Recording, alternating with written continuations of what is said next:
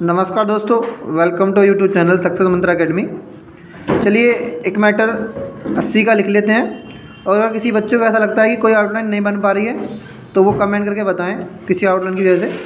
और किसी को लगता है कि हाँ ये पूरा मैटर जो पूरी समीक्षा है इसको पूरा बाद में निकल करके दिखाया जाए तो वो बताएंगे, उससे भी करा करेंगे डेली। ठीक है, चलिए स्टार्ट करता हूँ। यह महत्वपूर्ण है कि विदेश मंत्रालय की संसदीय सलाहकार समिति की बैठक में विदेश मंत्री जयशंकर और विदेश सचिव हर्षवर्धन श्रृंगाल ने राहुल गांधी समेत अन्य विपक्षी सांसदों को यूक्रेन मामले में जो जानकारी दी उस पर उन्होंने संतुष्टि प्रकट की।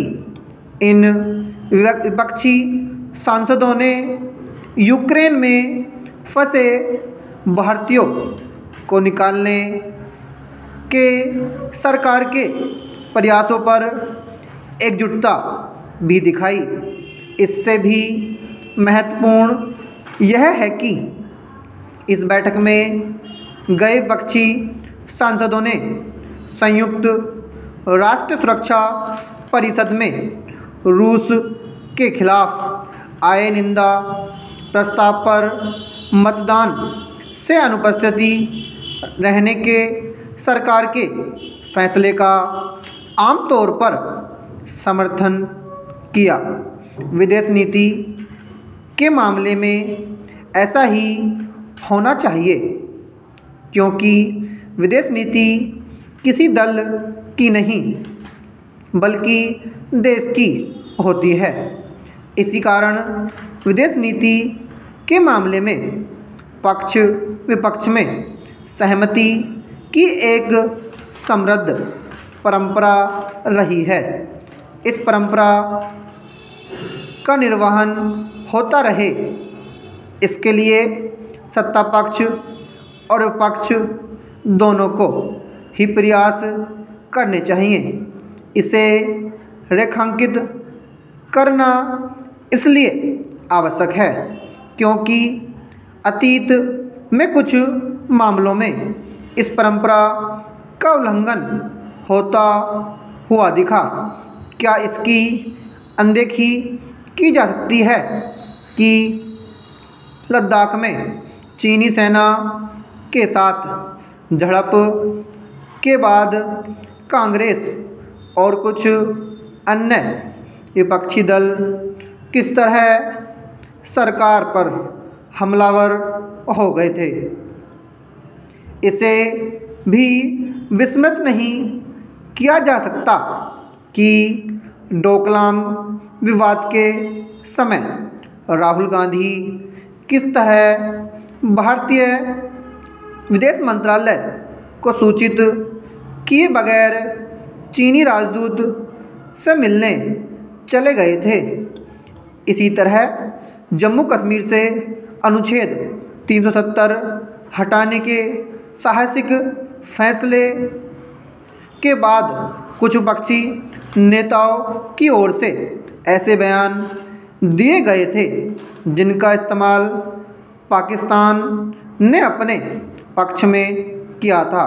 यह याद रखना आवश्यक ही नहीं अनिवार्य है कि विदेश नीति से जुड़े मामलों में एकजुटता का अभाव न केवल राष्ट्रीय हितों को नुकसान पहुंचाता है बल्कि अंतर्राष्ट्रीय समुदाय और विशेष रूप से भारत के प्रति बैर रखने वाले देशों को गलत संदेश भी देता है।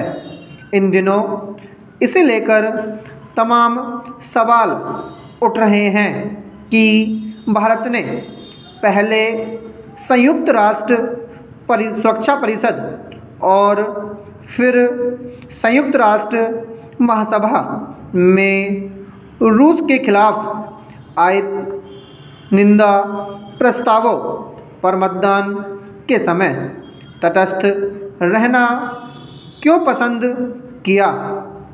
आमतौर पर ऐसे सवाल उठाने वाले इस तथ्य को ओझल कर रहे हैं कि भारत भले ही तटस्थ रहने की नीति पर चला हो, लेकिन उसे यह स्पष्ट करने में संकोच नहीं किया कि यूक्रेन पर रूस के हमले से अंतर्राष्ट्रीय नियम, कानूनों और संयुक्त राष्ट्र चार्टर का हनन हुआ है।